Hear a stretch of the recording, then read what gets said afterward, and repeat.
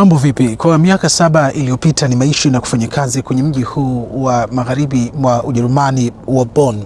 Ukipita kwenye viunga na vichochoro vya mji huu, huwezi kudhani kuwa wakati fulani ulikuwa muhimu sana hapa Ujerumani. Kwa miaka 40 Bonn ulikuwa mji mkuu uliokuwa Ujerumani Magharibi, mojawapo ya mataifa mawili yaliyozaliwa baada ya zilzala ya vita vikuu vya pili vya dunia.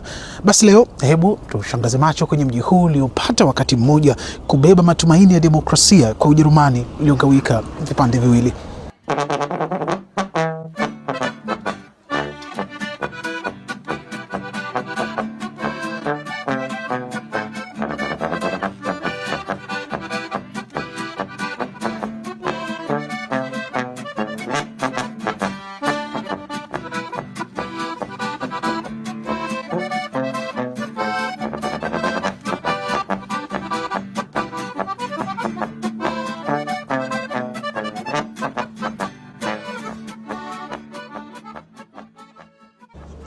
Kusema kweli, ukimuuliza mtu yeyote kuhusu miji ya Ujerumani, ninaamini Berlin ndio litakuwa jibu la mwanzo kabisa, kwa sababu tangu katikati mwa miaka 1800 ndio ulikuwa mji mkuu wa Ujerumani. Lakini hilo lilikuja kubadilika pale Ujerumani ilipopasuka vipande viwili, ikiwa ni mojawapo ya taathira za vita vikuu vya pili vya dunia. Na kwa hakika chanzo ilikuwa ni pale mataifa manne yaliyoshinda vita vikuu vya pili vya dunia yalipoamua kugawana ardhi ya Ujerumani ambayo ilishindwa vita hivyo kama mkate. Kila mmoja alikatiwa kipande cha kukisimamia, lakini kwa bahati mbaya baina yao kulikuwa na kiwango kikubwa cha tofauti za kiitikadi. Ilipofika mwaka 1949, vipande vilivyokuwa chini ya Marekani, Uingereza na Ufaransa viliunganishwa kuunda taifa jipya lenye kufuata sera za kibepari likiitwa Ujerumani Magharibi, ambalo liliuchagua Bonn kuwa mji wake mkuu.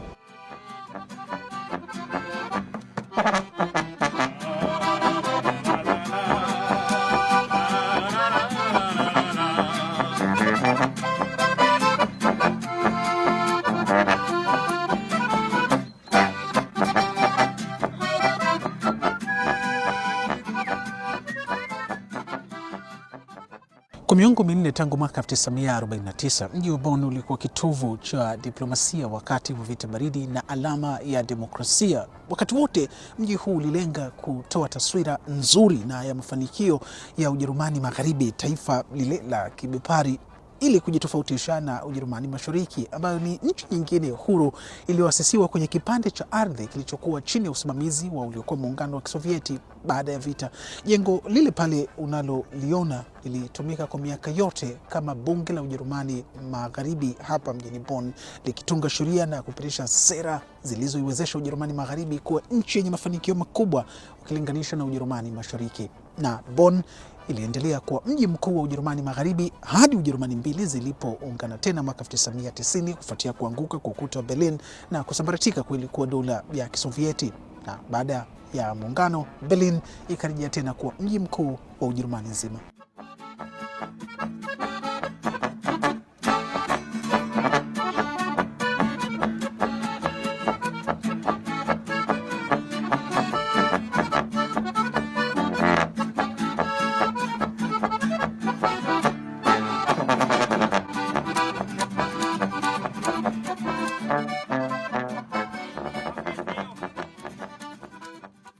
Huwezi kusimulia kuhusu Bonn bila kuwazungumzia wale walioupa jina mji huu hata kabla ya kupewa hadhi ya kuwa mji mkuu uliokuwa Ujerumani Magharibi, na mmoja wao ni Ludwig Beethoven, anayezingatiwa kuwa mtunzi mashuhuri zaidi wa midundo ya muziki kwenye ulimwengu wa nchi za Magharibi. Beethoven, ambaye sanamu lake ni lile pale unaloliona, alizaliwa hapa Bonn mwaka 1770 na mita kama 300 kutoka hapa unaikuta nyumba alimozaliwa ambayo unaweza kuitembelea. Midundo yake aliyoitunga na kuipiga kwa nota za kinanda, mathalan Moonlight Sonata au ule alioupa jina la Für Elisa, imemweka Beethoven kwenye rekodi ya watunzi mahiri na wenye vipawa visivyo na mfano duniani, na mji huu wa Bonn unajivunia sana jina lake.